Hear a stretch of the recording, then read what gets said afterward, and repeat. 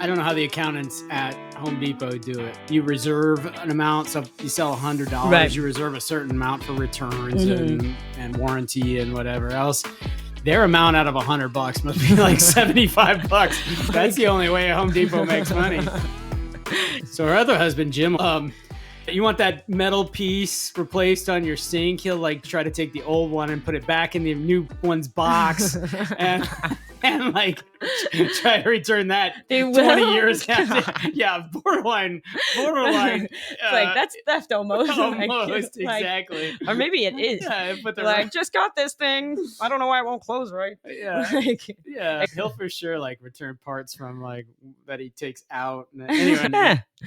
Should they get returned on Amazon, half the time it doesn't go back to the place at all, no matter how good it is. Really, someone either buys them in like a lot or and then liquidates them basically. So right. you buy stuff for pennies on the dollar. But... Yeah. So my old tenant, they got like a shipment of oatmeal or something, but I was like, I'll try to return it for you. Yeah. And they were like, don't worry about it, because they won't take it back, and they won't take back any food stuff. So then they're just like, just keep it and we'll give you the money. And I'm like, maybe I should try this every time I shop on Amazon. I should tell Jim about this. Yeah. Honestly, like one of my friends does go through every single order and like try to return each individual item immediately. And and if they just are like, okay, keep it, then like apparently you get flagged after a while. I would think so. I mean, you would think with this AI that's so hyped, right? If you're Amazon would have figured this out. Yeah, you're testing the waters on every single item from Amazon to see if you can have it for free. Yeah.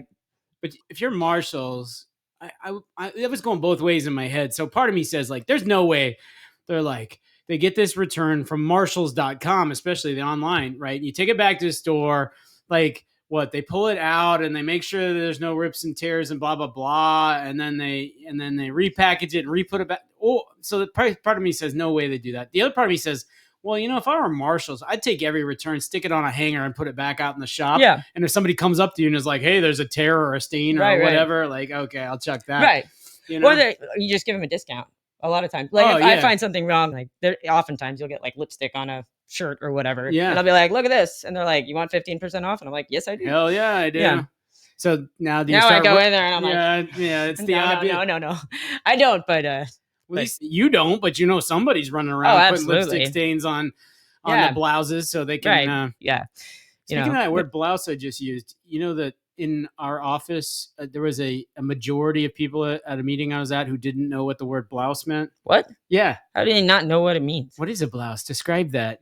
And these are women too, by the way, who at last check are the ones who wear blouses. Right. If anyone does. Yes. Well, I think don't know about the wolf cells out there, but what the fluid folks and whatnot wear. Wolf cells probably wear pelts, would you say? Beaver pelts. Yeah, they wear. They scalp the beavers, and then they wear those to cover themselves. They wear mink. Yeah. How old are these people? This group is turning 40. One touching 40. Right around my age. Interesting. Right. You're just about 40. You round down to 40. Yeah. Well, I round down to 27. I'm closer to, if I measure in thousands, I round down to 0. Yeah. There's been occasion not that long ago at all where I'll like go to buy beer, which in Texas is 21. And they'll be like, I'm going to need to see some ID. And I'm like, really? Like, God bless you. If they're just like, I need ID because I got to put it in the machine, whatever. It's different. But if they're like, I'm going to need to see some ID. I'm like, what am I doing today? I got it. I'm like, damn. Still got it. Yeah, because when I see 20-year-olds or whatever, I'm like, that is a child. I do not look like that at all. I tell you, I never get that because I go to the self-check or whatever and it stops because you need a person to punch you in and they're like, it's asking for an ID because this is alcohol. And I'm like, okay, sure. And they're like, no, I don't need to see it. Like, really? Don't you kind of want to see it? You're like, I dyed this. So. No. Maybe no. It's getting a little salt and pepperish. A little. I grew. It is saltier than pepperier, and it's been like that since the moment I grew it out. Yeah. Except weirdly the mustache, which is dark, and I don't always like the way it looks with just a dark mustache and a. You should just shave that part. I think I should just leave this. I mean, around here you got the Amish look and. Yeah, if you cut up to here, then you could have chops like Rutherford B. Hayes or whatever, one of those Fair old, enough. Yeah. or Martin Van Buren. That's the one who's got great chops. Oh, Martin Van Buren. You need to grow it out so it's a little curly though. Looks good. Yeah. So yeah, I think we should kick it off, huh? I think we should. I was looking for a segue about how this is not fashion advice. That's true. But this is a million times more likely to be fashion advice than it is to be financial and investing advice. True. You know what? Cue the music. Yeah. You are listening to the Robert and Kalyn Get Rich Show, the one and only comedy finance podcast on the entirety of the internet, YouTube, and everywhere else. This is episode 27. Today is October 29th, 2024. It is a Tuesday. This is my host, Kalyn Kimmel, and yours. And I'm her co-host, Robert Kimmel. I already said this is not investment advice, but don't you dare forget it. Are there a couple of suggestions you have for activities they might do if they like this show, Kalyn? Yes, you should give us the thumbs up, smash that like button, hit subscribe, send this over to your friends and family and your boss and prospective employers and, whoever else. I think if you want to line yourself up for success at a new job, I think sending this to all your bosses and coworkers is exactly the way to go. Absolutely. That's why we've got just incredible numbers of subscribers. That's true. And by that, I mean 148. Oh, I thought it was 169. Well, I think we lost a couple. Yeah. Those same bots that are telling your friend that they can't return, they're trying to scam Amazon. Those are the same bots that are determining that our subscribers are not real, perhaps. Yeah. Speaking of bots, it's funny. I bought something and I was trying to log on to my account. And so I clicked the link from my email and it's like, sorry, you're a robot. And I was like, pardon? Let me try again. And they're like, nope. You're a robot. And I'm like, what? And it kept doing that. I could never log in at all. Did the thought cross your mind that, maybe I am a robot? Like maybe AI has reached the level of sentience, right? Like the Matrix, where I have thought this whole time I am a biological creature, but in fact I'm a robot. What's that Harrison Ford movie, that Dad's favorite movie, that Blade Runner. Blade Runner, is the movie you're referring to, right? Isn't that the one where she is a robot and they interview her and try to figure out? Am I thinking the right plot? You are, yes. Okay. She doesn't know she's a robot, right. Although some of the other robots do know they're robots. Yeah, have insight into their own robotness. And the Harrison Ford character is busy trying to chase down the last of these robots and kill them because that's his job for reasons that escape me at the moment. Right. Yeah. I think I've seen the movie once. Yeah. Even though Dad likes it so much. I know. Surprised he didn't talk you into seeing it. He's not only seen the movie many times, he then saw the director's cut many times as well. So you have a movie like this. Yes, I have many movies like this. And also shows. Yes, I'm a fan of rewatching for sure. As Kalyn and I sit on the edge of our seat watching the playoffs from the 2020 year BattleBots. Yeah. Yeah, you did better on your bracket than I did. So yeah, you're the one who should have the vague memories of who won. It's like Memento, where it's like eventually you should actually remember this, whether your brain is working or not. So. Right. Yeah. But yeah, I just saw a show recently that I thought was worth mentioning. It's called Outlast. So people go off into the Alaskan wilderness and have to survive whatever. Yeah. Outlast kind of is alone but reversed. So they pick a bunch of people who are like, I don't like to be around people, but I'm into survivalist stuff. And they're like, now you compete, but you have to be on a team. Oh, right. Like survive, blah, blah, blah. And man, it brings out such the worst side of people. Like people are just really bad, nasty, like stealing stuff from each other and constantly backstabbing one another or whatever. They win their share of like $1 million. So it's greed, but it was interesting. Well, that was the great thing about Survivor, the first season before it got to like season 27 is it really, brought out the worst in people. And they started scheming and conniving and they started forming these coalitions. I still remember like that finale and like the little speeches people gave when they were like, I choose, I don't know, I can't remember their names, but there's like the military dude who was like, I made an alliance with this dude. I'm going to stay loyal to my alliance forever. Like, whatever. And then one person was like, this guy's a rat. but you're a snake, and this blah blah blah blah blah. Like the snake should eat the rat, and yada yada yada, whatever. Yeah, and that's how the guy won. Yeah. And she was like, And then somehow the final thing was a physical survival thing, because obviously they would have voted each other off the island. But anyway, oh, so I thought, yeah, they get down to like the last two, and then I thought they had everybody come back and stand vote. holding. That's what I remember, is like them having a final vote between the last two, at least in season 1. I don't know how they do that's it. a good idea. That adds a whole, Right. Now you have to Right. Now you have to snake people less than the other snake, Yeah. or whatever. Yeah. Right. So there's only 2 seasons of Outlast, and the second season that I finished up last night.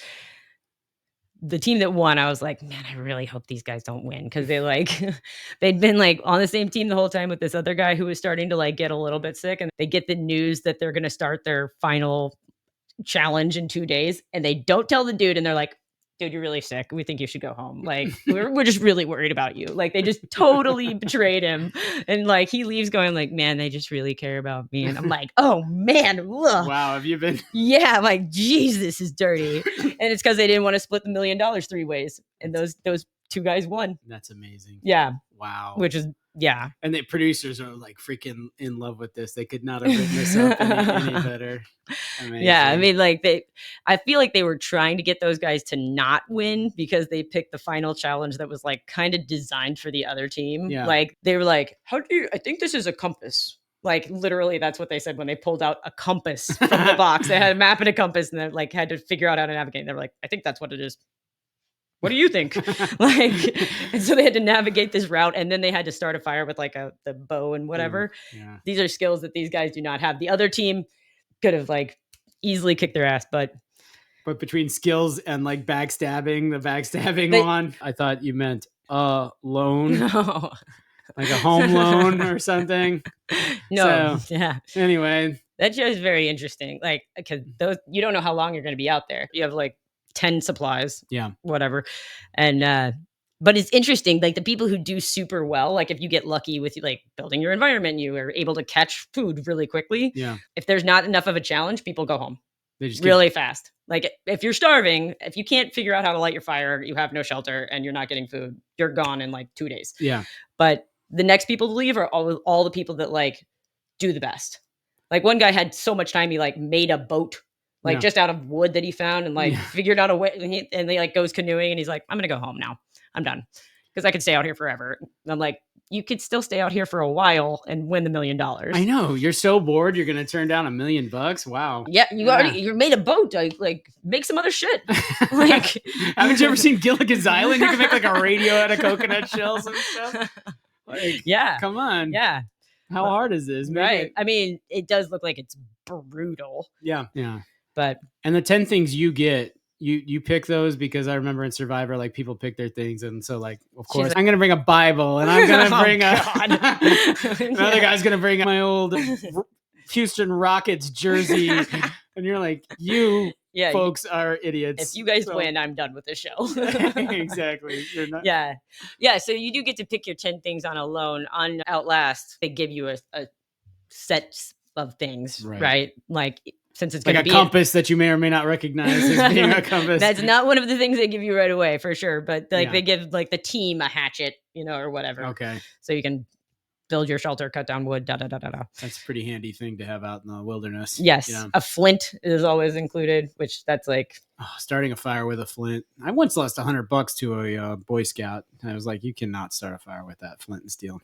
And damned if he couldn't. Yeah, he did. Yeah, he did. Wow. $100 You're like, because I just remember it being so hard, but yeah.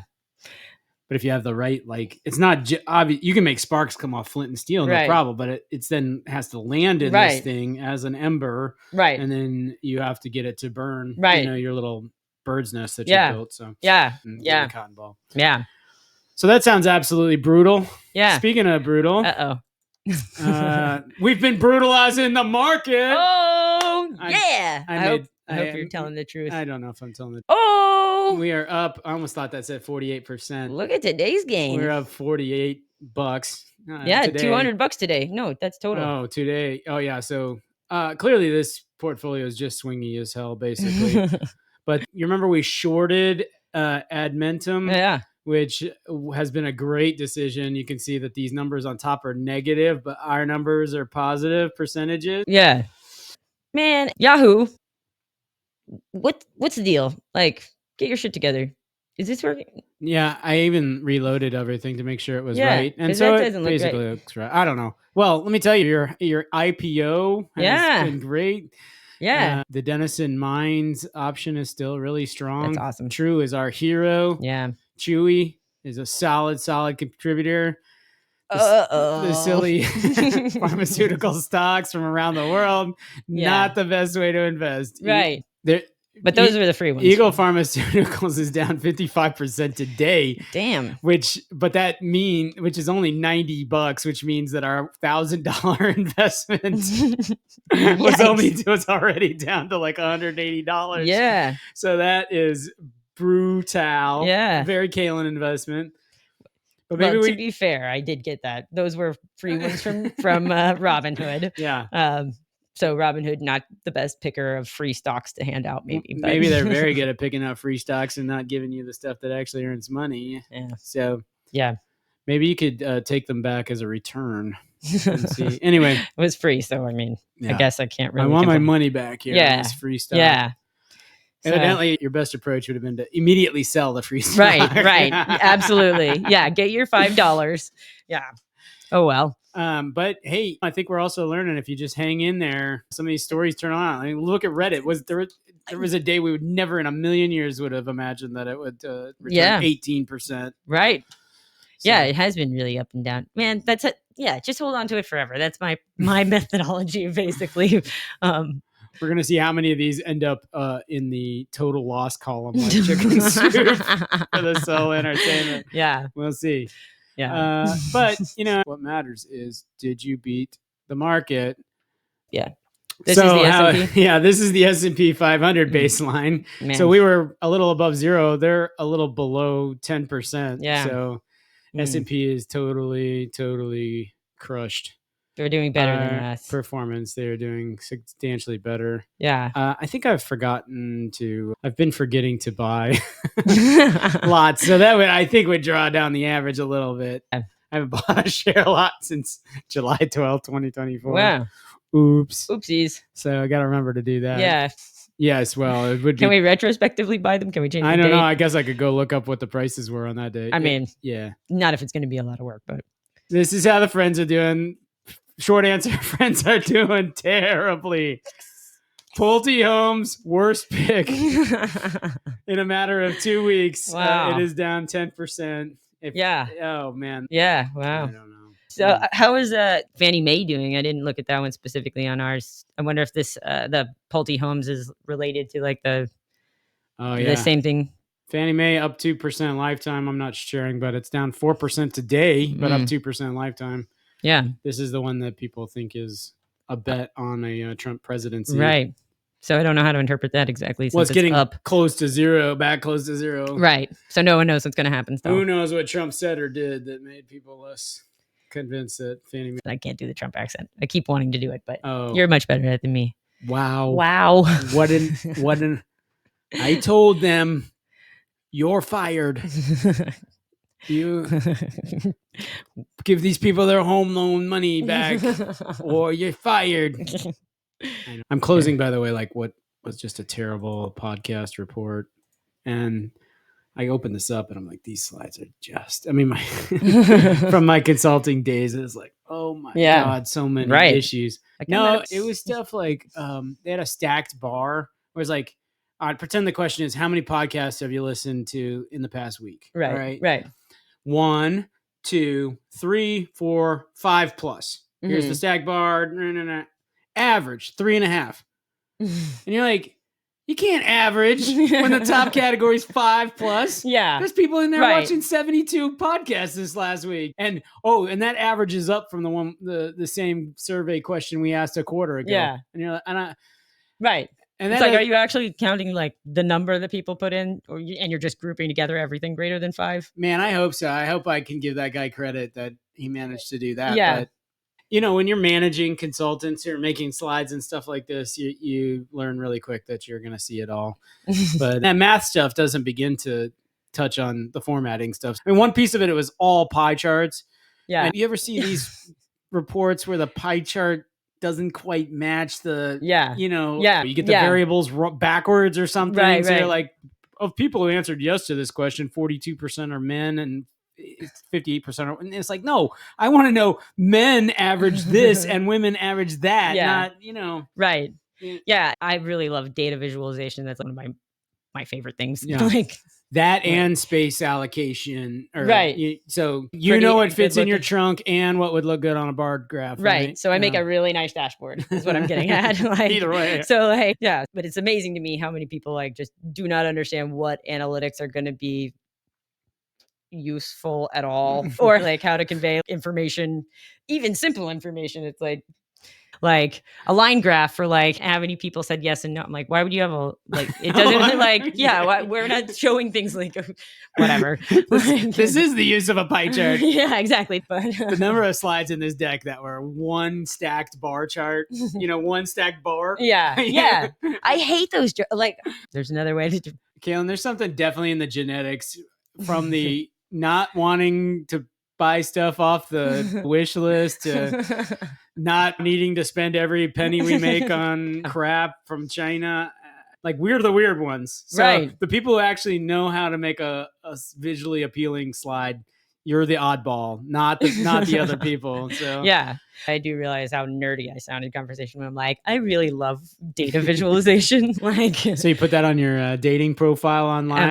That makes the dudes just go crazy. Yeah, and then like, I found your profile very interesting. Here's a dick pic. Right, exactly. Yeah, I did used to have a thing on there that said I love rhombocube octahedrons, which is like the shape of tape balls that I make. It's like a 24-sided, anyways, and guys would always say something about that. Well, not all guys. Wow. Well, I find it honestly a little weird that the dudes are reading the profiles in that much detail. Honestly, generally speaking, men and women have the opposite problem on these online dating sites, right? Where women have to sort through the piles and piles of nonsense. Yeah. But the dudes, they've got to use nothing. They've got to use the shotgun approach. So I ain't got time to go in and read that you're interested in dodecahedrons and Marcus Aurelius. Like, I'm trying to fire off as many of these as possible while making it look like I actually give a damn what you put in your profile. And like nowadays, the dating profiles are much simpler, very little text in general that you're writing. But like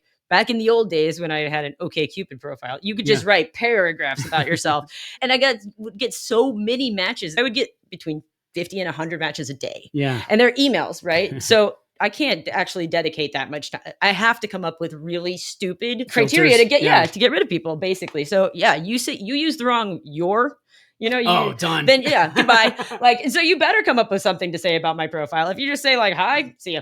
Hi, here's a dick pic. Right. Like, but I hate the online dating thing because it's so like, that's not the experience that I have in real life. And I'm aware of that. But I think, plenty of females out there when they feel like the hottest shit on the market, when they're getting 50 or 100 guys that are like, hey, I'm into you in one day. Because that does not happen. Like, I don't walk into a bar and every dude's like, you're not 21, are you? Can I see an ID? Yeah, right. Like, yeah. That doesn't happen. And it'd be great for the self-esteem, though, at least when it first happens. This is, I think, where the whole like, oh, I only like guys that are over 6 feet and have a 6-figure income. And it's like, okay, there's one more 6 I've heard about, by the way. The third 6. 6 inches. Oh, yes. Yeah. Why not? Yeah, 666. Hail Satan. Looking for the beast. And I think that like that all is silly. Like, so apparently if you look at the research that's been done, if you're like in the upper echelon looks wise for guys, you get like 1 billion emails. Yeah. And then if you're like say an 8 or below, which is a very good looking guy, like you get nothing. Right. And that's terrible all the way around. Like I want a guy who's taller than me, but I'm 5'3", so that's not a particularly and I could be convinced otherwise if he's amazing. But you don't have time to convince you you're amazing if right. But if I just see your picture and in a stack of 100, and then the next day I've got another stack of 100, I just don't have the time for it. This is why, like, if I'm ever in this situation, I've got to lead with my money. I mean, that's the thing I got going for me. So like, Yeah, but hello, like, ladies. yeah, see, I hate that though too. That's like, should I just be like, like, I don't know. I think the science and the research would support that. Like, your odds of a great match are no better from the paragraphs in OkCupid than they would be from just like swipe left, swipe right. Yeah. I actually have no data to back this up, but I feel like that's the case. Like, humans are so terrible at picking mates, right? You know, that we have this infatuation stage that has no indication if you're going to be a great match. Yeah. But one thing that is a pretty good indication if you're going to be able to stick together is, do you have financial security? You know what I mean? Yeah, I guess. I mean, but like, I don't know. You see, like, plenty of these rich dudes, like they age out with their girls. So like, as a female, like, you don't want to just go completely based on looks for yourself. And if you're like, oh, I just want a rich dude, then I find the next rich dude, a guy who's a little bit richer, and then you're in the rich dude circuit. Now you've really made it. right. Yeah, I don't know. Yeah, it's hard out there. For me, it's all about like vibe or whatever. Like, do I feel like I can hang out with you? And I can usually tell this within like 5 minutes of going on a date with a guy. Like, I don't know. I've been on some crazy first dates though, like for sure. Like, I've gone on multiple first dates with the same person, like, over time. This happened with 2 separate dudes who have taken me on 2 first dates. Like, one was this horrible French guy. So I didn't have very many pictures that were like full body shots, right? I just had pictures of like my face. Yeah. Because that's most of what I take. But apparently this is the province of the big girls. And I've gotten this feedback from other guys too, that they were like, oh, I thought you were going to be big because you didn't have any of those body shots. So this French dude had asked me for like a full body shot, which I was like, okay, whatever. So I sent him one that was recent, and we go on this date, and he like proceeds to talk about how like Houston's so ugly compared to Paris, and like how Texas women are super fat. And he was like, you're not skinny. And I was like, okay, I didn't say that I was. And like, you saw a picture of me. Like, it made me more self-conscious than anything I've ever, like, I was suddenly aware of where my thighs were like hitting the chair. And like, I was just like, okay, I know. Like, like, wow, aggressive. And so like, then I go on a second first date with this guy. And Of all the people out of all these dating experiences, yeah. a second. And like, he took me to the same place, the same restaurant. And this time though, I'd lost some weight, and he was like, the same spiel about how Texas women are fat, but he was like, but you could fit in with French women. And I was like, we've been on this date before. And he's like, definitely not. And I'm like, 100%. And like, he was convinced that we had never gone out. Well, because he's gone on that date with a whole lot of women. Yeah. Well, I'm like, but who's going for this, right? Which women do you take on this date that you're like, Houston's awful and the women are fat? Right. Like, and I'm like, why are you here? Go back to France. Some chicks are like, oh, this is the man of my dreams. Right. I love dudes who like talk about how fat. Yeah. So I asked him on the second first date with this guy, I asked him about his most recent ex. And she was like a Russian girl. And I'm like, of course. So you're dating some other person not from Texas. Just some bimbo. Right. Who was like super skinny, but also super crazy. And like, I'm not into the super skinny girls. I'm going to be totally honest. So, you know? Yeah. I don't think that many dudes are. Like I think most women think that the dudes like skinnier women than they actually do. Yeah. Right. I'm accepting this myself. But I certainly grew up thinking like the skinnier, the better. Never thought about like even boobs making a difference in the, you know, just like the more you can look like a twig. Like a child, basically. That's part of it. I'm like, I'm not attracted to girls. I'm attracted to women. Right. Know? Yeah. And a lot of like the dudes I know would add 5 pounds versus take away 5 pounds from many of the women that they're, you know, they have a little bit more like. Yeah. I think even Andrea has said this, like, well, don't the bigger boobs make you look fat? And I'm like, no, they do not. No. Yes, there are fat women with big boobs. You know, sure. Maybe it's 10. Yeah. I don't think that they're like, people are like, oh, wow, she would be skinny if only she was like, you know. No, but you don't look at, I don't know, Dolly Parton or something. And right. And you're like, fat. Man. Sofia Vergara. Oh, see, Sophia, fat bitch. Wow. Yeah, she's so fat. I mean, even when her dress like busted open in the back, like nobody was like, she's so fat. She's a great example of like absolutely not a skinny little twig, but Right. you know, Right. like And I think people super. find her super attractive. Well, you know, one thing that skinny girls don't do. Eat gummy bears. That you're absolutely right, 100%. I could have teed that up That's- in any situation. Kalyn is retrieving the gummy bag from our shelf of amazing lightage. Yeah. We're with the blue rubber chicken up there for no particular reason. Besides the fact that I love them. Okay, here we go with the weigh-in. Here's an unattractive gummy bear. He's definitely going to have to lead with his money. That's right. 4 pounds, 1.7 ounces. You know, one thing I really want to work on with my podcast skills is like the freaking memory. Yeah.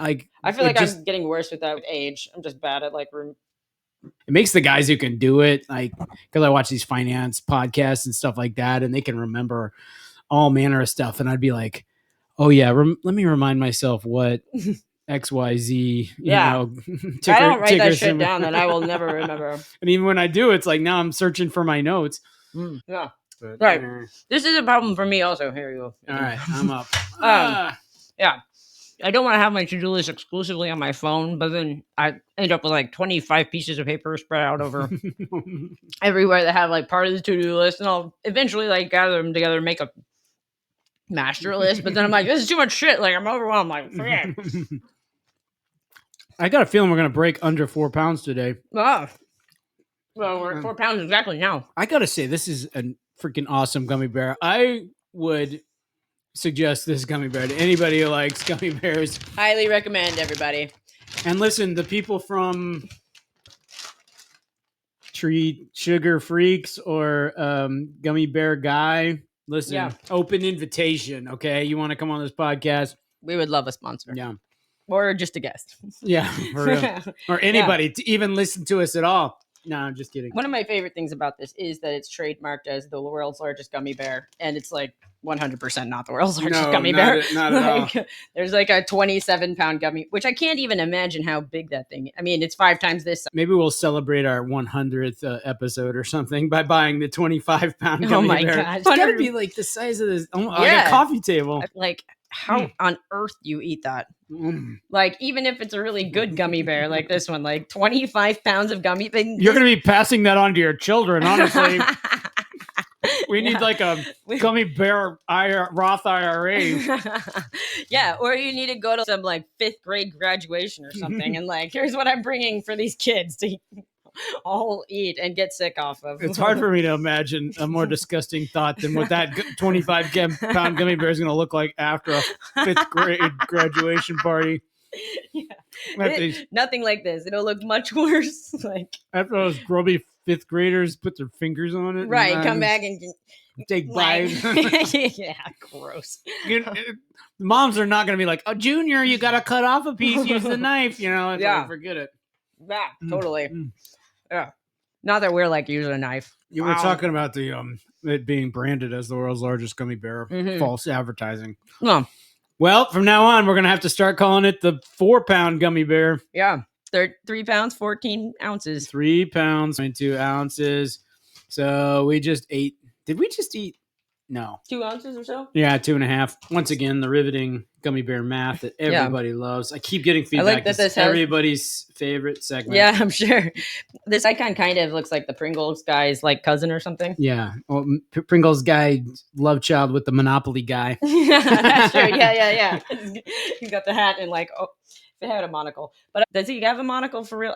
This is like a Mandela effect thing. Like that we all remember a monocle on the No, I don't think. I think you're Monopoly, exactly right. right. That's Mandela effect, just like you said. Anyway. I just found this funny. We got an email today from Spotify about how about your Wrapped is almost here. You know what Wrapped is? Yeah. Right? So the idea is we're going to end up on the Wrapped of listeners to this podcast. Well, of course, Spotify is by far our worst platform. Yeah. Like we rarely get even a single listen to our episodes. And sometimes the artist will leave a message for their top Spotify Wrapped listeners. Right. And I was thinking how funny it would be. We should absolutely put together one and be like, thank you so much to our biggest fan, Spicy Nuts. Lucky Nuts.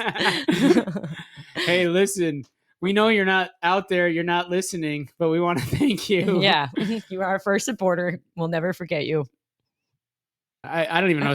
Even freaking Spicy Nuts didn't go on Spotify. He was on some other platform. I don't really listen to that many podcasts on Spotify, to be honest. Like, who would?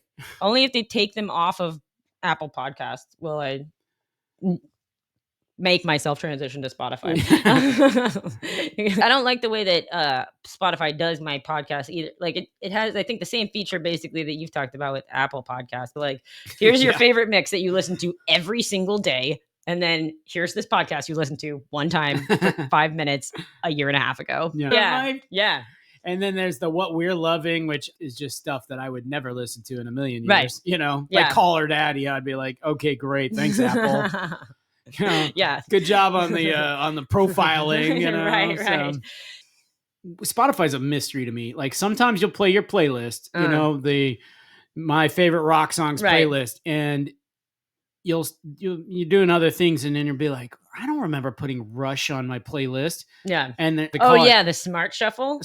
I fucking hate the Smart Shuffle. I think everyone hates it. They had for a while there that you could only Smart Shuffle if you wanted to shuffle at all. Yeah. Like, and now you can just hit shuffle twice. And people are like, fuck you. I want to listen to this. The whole point of your stupid app is to listen to the songs I want to listen to and not other crap. Right. If I make this is what I'm into right now. I don't need your suggestions of the most random shit. I'm like, what? Where did this come from? This is the reason I'm not listening to the radio. And commercials. So if you ever introduce commercials, Spotify, we are done forever. But and this is the reason I don't listen to album, because I didn't want to listen to the third track of the album. I wanted to listen to the second track of the album. Yeah. Right. But I will say, on occasion, I've gotten a Smart Shuffle song where I've been like, oh, that's a good song. And it's made its way into my repertoire. The ability to turn it on and turn it off is good. I feel like I have found new music through Spotify, because if I'm like, oh, I'm really into the Allman Brothers now. Yeah. Like I can go to their like Allman Brothers radio and it'll have basically a Smart Shuffle, like other bands that are like it or whatever. It's something else that you might be also about. And like, that's all I need. I don't need you to. I don't need you to force me to find, the Smart Shuffle. I'll go find it myself if I'm like, I really want something that's like this.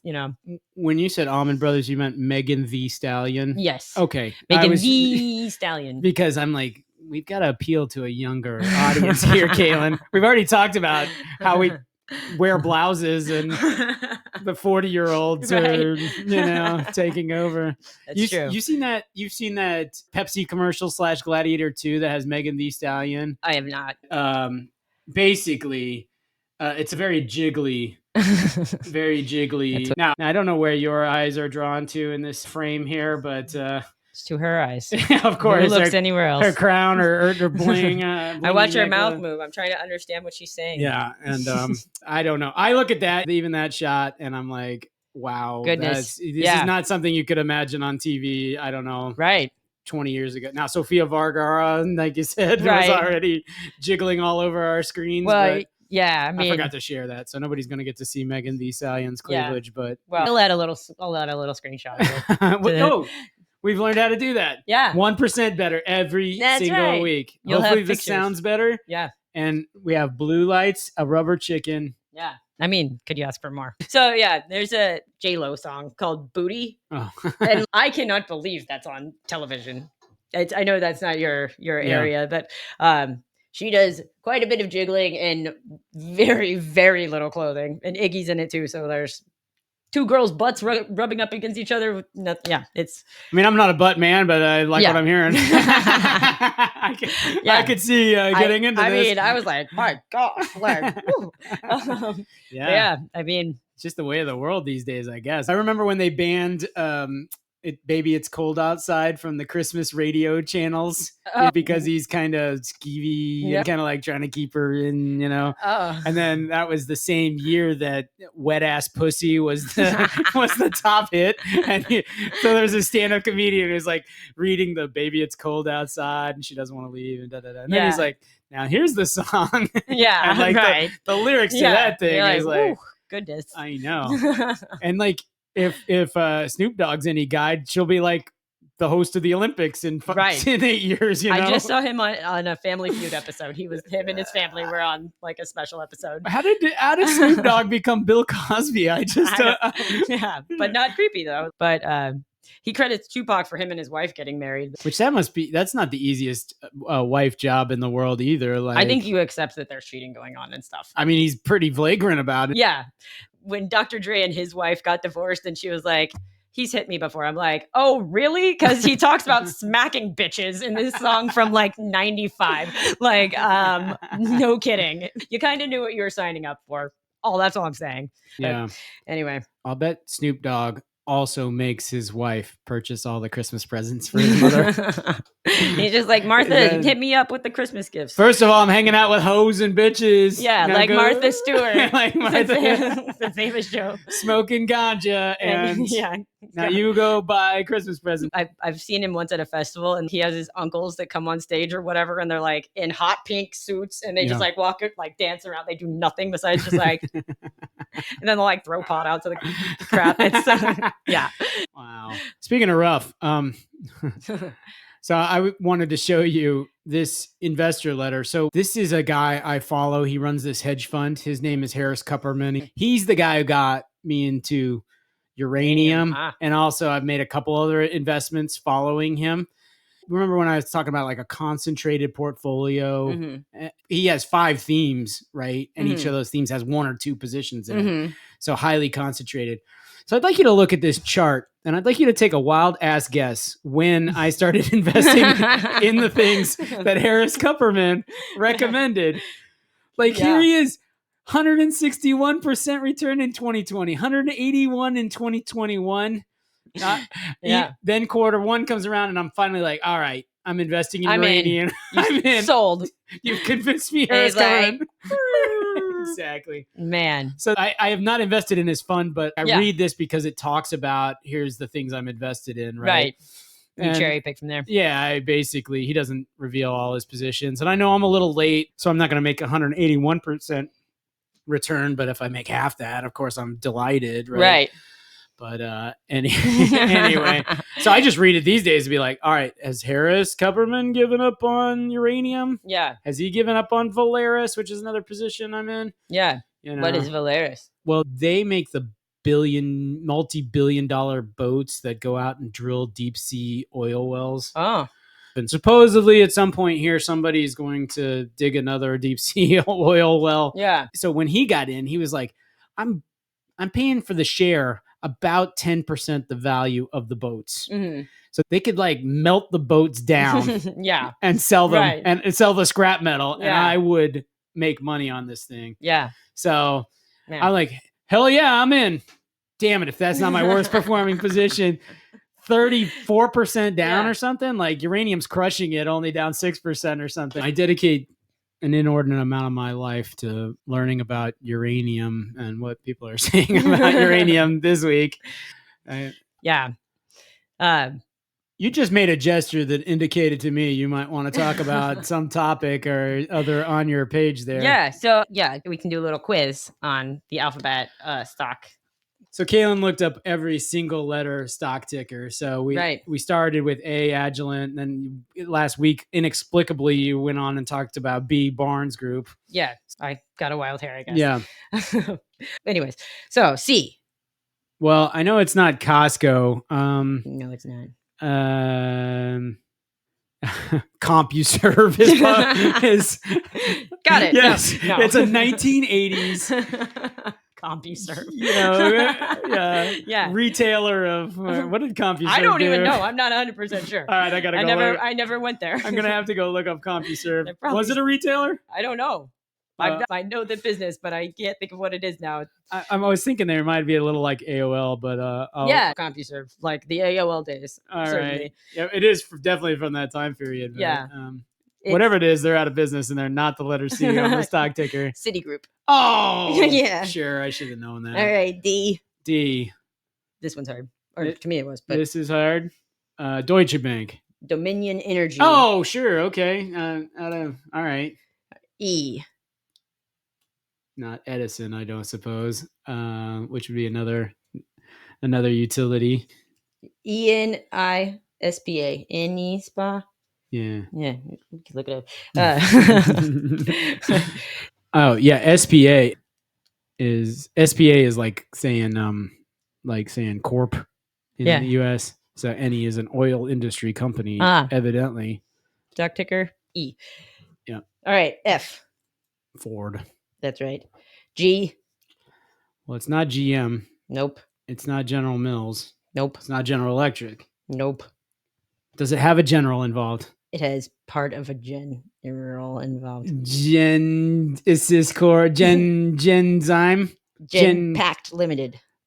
My favorite company. Yeah, I like it. I've been following them since birth. Yeah, right. I don't know. It is wild that the letter ticker symbols are available. Right. That's better than the Yankees. Like, I don't think there's any single digits available on the Yankees because they retired all the numbers of all the greats. Yeah. Including 0, well, I there's think. only 1 through 10 anyways. There's 26 letters in the alphabet. Could you go over that again? Yeah, so 10 is less than 26. Just saying. But how many words are there? In the universe? Yeah. What if you just combine letters together and you're like, blah, blah, well, I blah, mean, blah. any spa, that's like pretty close to that. Yeah. So we should write them a letter. Yeah. Listen, you're How not did a you real guys get E? You're not a real company. You're just a combination of random letters. Yeah. We'll go through K because All that's right. okay. That's- H. Honda. No. Honeywell. Hyatt. Oh, okay. All right. That's a legit company. All right. Not like any spawn. These. So I available. Get out of here. Up for grabs. Yep. What? Yep. We should get that one. Let's do it. There's another one available. Really? Mhm. Z. No. X. No. X. I know X is one. Q. No, X is not available. Q is not available. Ah, interesting. N. The letter N is available. That's right. What are you doing, Nestle and Yeah. Netscape and Yeah, Netscape. Everybody's big on Netscape. You guys need better tickers. That's the problem with your company. between Like, listen to me and picking companies out of the 90s. Yeah, no kidding. between that and our Allman Come Brother on. references. Yeah, Dippin' Dots. Why haven't you you guys haven't locked down I yet? Like, that's ice cream, kind of. Ice cream of the future. Isn't that your thing? I don't know. Dippin' Dots. Listen, Dippin' Dots, this is our recommendation to you. This is how we take this company to the next level. That's right. I don't even know how you're still around, to be honest. Like, it was a fun novelty when I was 11, but it's just crappy ice cream. Yeah, you can get it in you can get it in ballparks and everything. You think in the Dippin' Dots meetings, like the annual management team meeting or something, they like talk about the core values at Dippin' Dots. Absolutely. Yeah. Every company does this. I like find it to be so obnoxious. Listen, here at Dippin' Dots, we're about loyalty and honesty. Yeah. Integrity. Here at Dippin' Dots, we value having the tough conversations. And diversity. Yes. Tolerance of others. Yeah. Well, here's my diverse opinion on you, Dippin' Dots. Your ice cream sucks. Yeah. Agreed. So you should know the next two because we have talked about both of them. J. Jacobs, yeah. K. Kellanova. Yes. Give me one more. All right. L. Why did I say give me one more? You want Z I knew what came after K. Yeah. What can I think of that starts with L? Not Home Depot. Oh, Lowe's. You got it. Are you sure it's Home Improvement, not the movie cinema chain? I'm not positive. Listen, Lowe's, I'm sorry I talked about Home Depot so much earlier and not your company. In Houston, at least, they're almost always like next door to each other. Yeah, that is so weird. I don't really understand this whole approach. Like fast food, right? People are going to eat a lot of fast food. Right. So they're going to drive up and down that street many times. And if they pick Taco Bell today, that in your McDonald's, that's okay because you know you're going to get your share. Mm-hmm. But Home Depot, Lowe's, like, I know the contractors and stuff are going to go there every day and maybe they pick up the paper. They pick up a copy of the Plain Dealer and see that Lowe's has the 2x4s for $2.89 and Home Depot has them for $2.99.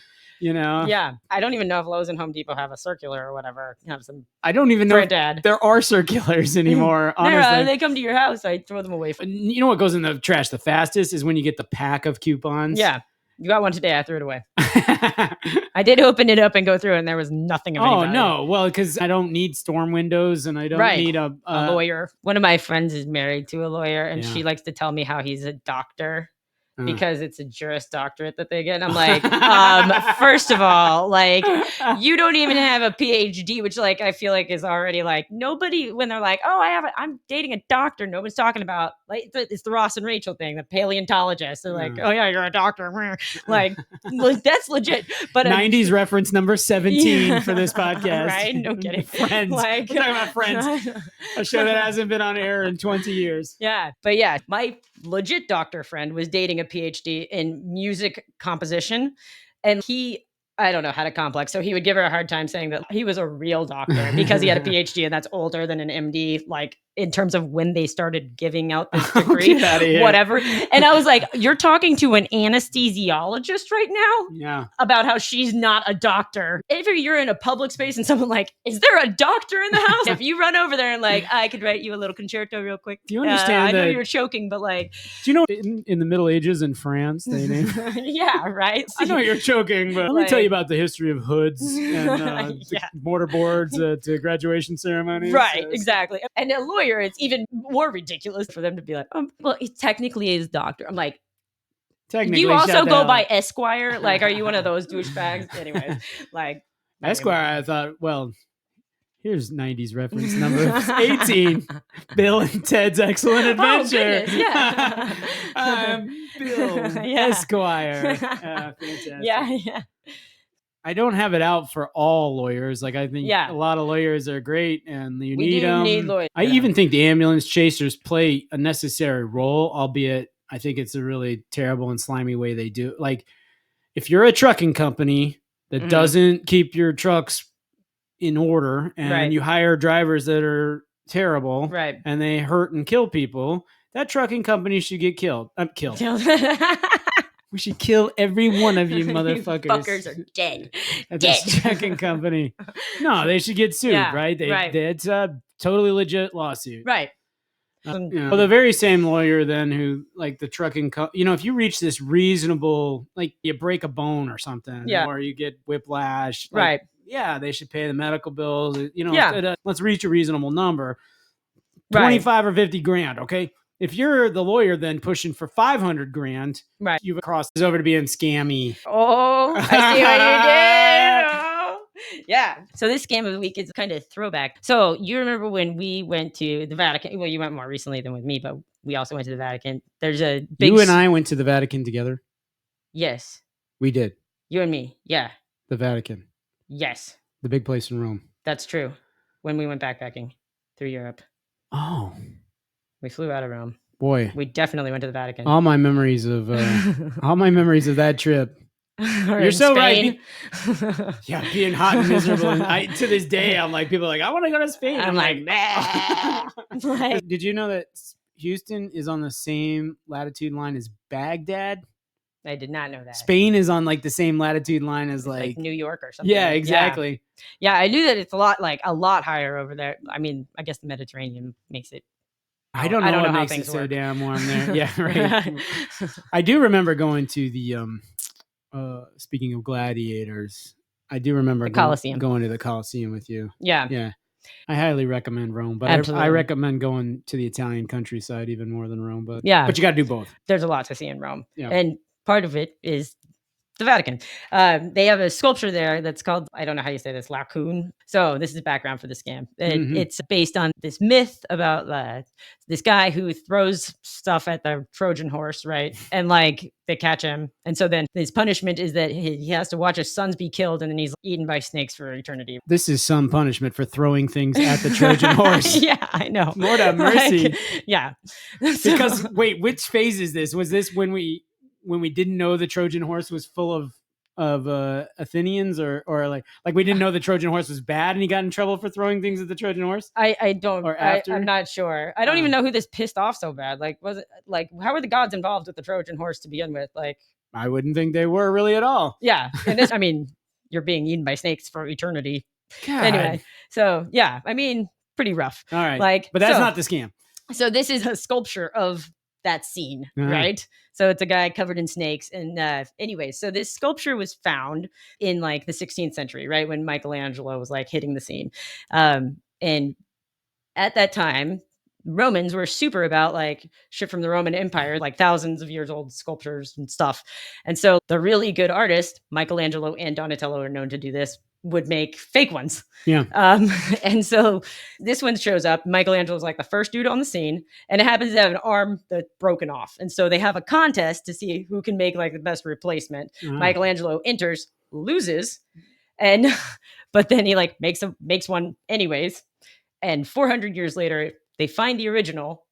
So there is a theory that this whole sculpture, that it's not actually ancient at all. This is just a big fake that Michelangelo has made. And like, Whoa. yeah. We got a multi-century scam on our hands here. Yeah. And so the way we think that this is his original work, the whole thing, this art historian that like found sketches that he did several years before. We have a good timeline of that stuff that looks super similar to that finished sculpture.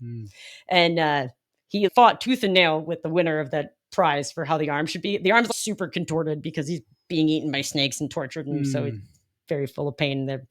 Anyways, they say that he just threw out the one that he made, and then 400 years later, it was found and put on the sculpture itself. So that's the scam of the week. I mean, it was so scammy, but like, yeah, this was a big business for like Michelangelo, Donatello, other Renaissance period artists would make fake antiquities pieces because they were just really good at all of it, apparently. Those guys were good artists. Michelangelo, he's pretty good. Yes. Yeah. Michelangelo, I'm always like, I don't get how the math adds up, because it always seems like, he worked on this thing for 3 years and he worked on that thing for 5 years. And you're like, how many years did he have? Like, well, once he got to be doing like the Sistine Chapel and shit like that, then you're working with a slew of artist assistants, right? And so he has a bunch of people that he's trained or what have you. I mean, like Andy Warhol famously, like, basically never touched a piece of canvas. Oh, really? Yeah, but it was his I'm brainchild. The dreamer, you're the doer. Right. So who's the artist here? What is art? Like, right. All? Yeah. Is it just the idea? Yeah. I mean, it's like just me conceptualizing this thing. Does that make it Here's art? what I conceptualized. Right. Cans of soup in different colors. Make it happen. Yeah. Wow. Right. Yeah. So I want to talk about getting eaten by snakes. Yeah. So first of all, I didn't know you could be eaten like snakes. Obviously they have fangs, right. but how many times would a fang have to do this to eat you? Well, I mean, those boa constrictors and stuff can get super, super big and like eat whole deer and shit like that. Is that the kind of snake in this statue? So they've got a number of snakes that are like all the snakes of different sizes and shapes are going to share like, it's like land in a snake pit. Yeah. It's like in Raiders of the Lost Ark, right? Or Temple of Doom. 1980s reference. So I mean, definitely depends on the snake. Well, it takes a really big damn snake like to eat something whole. I don't know. I know. Maybe Michelangelo figured out how they did. In the sculpture, I can't remember if his sons are there. I think they are, but they're dead. And he's like being tormented. Are they dead in Hades too? I don't understand. I need some more background. Yeah, no kidding. I like the feedback is generally these scams are too long, and now I'm like, man, I needed to look. Yeah, sorry. I'm less interested in the scam and more interested in the. I was like, is this Greek mythology or Roman mythology? Is it all the same? Like, yeah, it's like the same shit, different names, you know? Right? So yeah, they basically admired the Greeks, and then they're like, but they tried to trick us with that Trojan horse. And some guy was like, threw a rock, and they were like, it is fucking over for you, dude. Like, your son's dead, and now you're getting eaten by snakes forever. And you get to think about your son's dying. I mean, he's the only guy who thought, well, he's the only one who acted on that instinct to throw the rock at. Right. Tortured forever is also a pretty heavy, like. I telling you. I mean, like Prometheus, right? His punishment was that he was chained to a rock and had his liver eaten by vultures every day. Yeah, and it grows back. That, right. Yeah. Right. But he stole shit directly from Zeus. Yeah. This guy just threw a rock at a horse. Jesus. Like not even a wooden horse. Yeah. Right. What did Sisyphus do? Sisyphus, his punishment was that he had to roll a rock up the hill. Yeah. Only to reach the top and have it roll all the way back down. And he had to get it over the hill, but he could never do it. Why doesn't he quit? Because he's not allowed to, or something. Why don't we quit? Yeah. Yeah. Should we call it a day? Yeah. All right. Cue the music. You have been listening to the Robert and Kalyn Get Rich podcast, your one and only stop for poorly told Greek mythology stories and in-depth discussions about the wretched souls in Hades. and stock picks. Yeah. Yay. But listen, we might talk about stocks and what ticker symbols start with what letters. But remember one thing. This is not investment or financial advice. That's true. Do you think we talked about anything at all that could be construed as financial advice in this episode?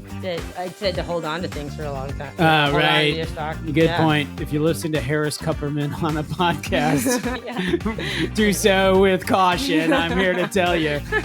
Past results are no guarantee of future results. That's true. Send us an email at Robert and Kalyn, Kalyn, get rich. At gmail.com. Yep. And if you're too lazy to do any of that, then hit the like button or the subscribe symbol. Yeah. Or leave us a comment. That's it. Tell us what you think. All right. Bye. Bye.